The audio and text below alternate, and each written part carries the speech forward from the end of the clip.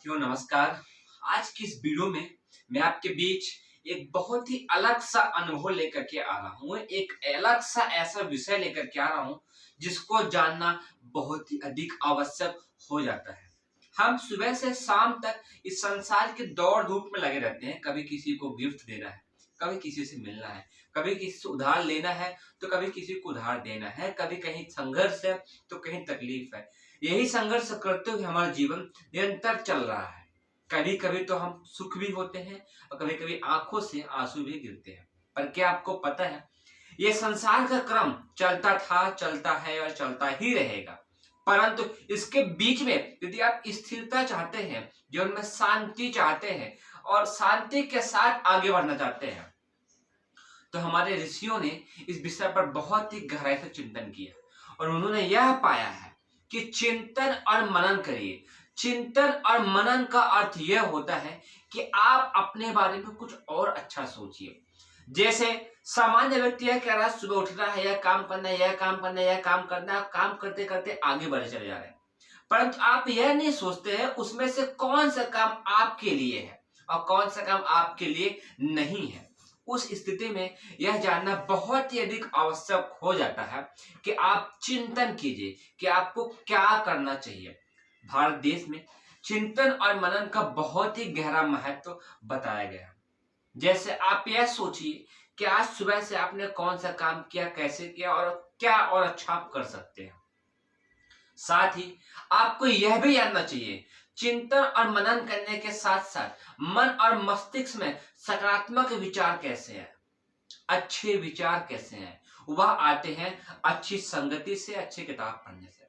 अभी हमने दीपक जलाया है, निरंतर आप प्रकाश में रहते हैं तो हमारा मस्तिष्क संसार के चकाचौंध को ही देखता है और अंधेरे से डर लगता है। क्यों? क्योंकि हम चिंतन और मनन नहीं करते। आप चिंतन मनन करके सोचिए कि आपको अंधेरे से डर क्यों लगता है। आपको अंधेरे में ही भूत, अंधेरे में ही सांप, अंधेरे में ही जानवर, अंधेरे में ही कई तरीके की डर की संभावनाएं क्यों प्रकट होती हैं? क्योंकि आप चिंतन और मनन नहीं करते हैं।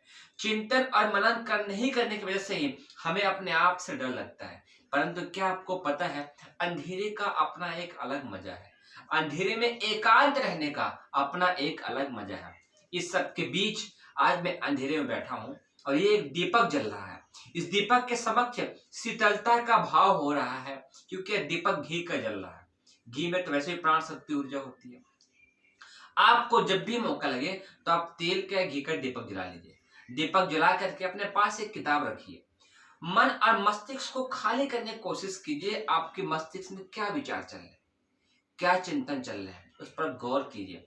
साथ में कुछ ऐसे विचार भी पढ़िए जिससे मन और मस्तिष्क में ताजगी के संचार हो। जैसे संकल्प शक्ति एवं एकाग्रता द्वारा प्राण शक्ति का अभिवर्धन एवं प्रकाश अणुओं के रंगों में परिवर्तन भी मनुष्य करने की शक्ति और सामर्थ्य अपने अंदर रखे हुए है।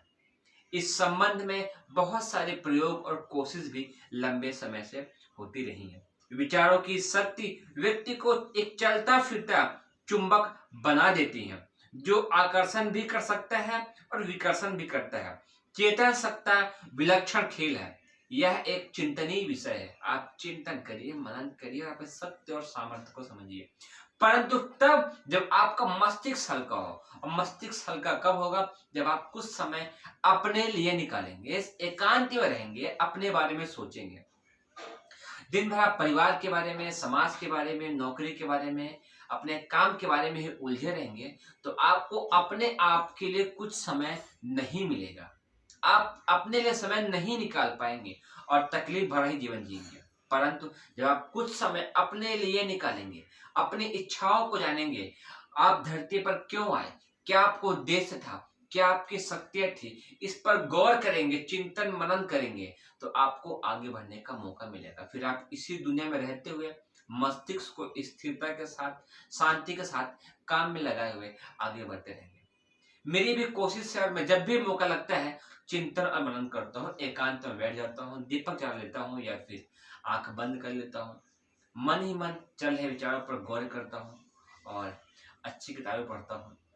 और आपको भी यही सलाह दूंगा कि दिन में कुछ समय 10 से 15 मिनट का या 5 मिनट का समय अपने लिए अवश्य ही निकालें, और यह समय मोबाइल के बिना हो, अच्छी किताबों के साथ हो, मन और मस्तिष्क को सकारात्मक बनाने वाला हो, तो आपके शरीर में यह सकारात्मक विचार बहुत अधिक बदलाव लाने की शक्ति और सामर्थ्य देगा। इसके अलावा देर तक किताबें पढ़िए आप, 1 पेज 2 पेज।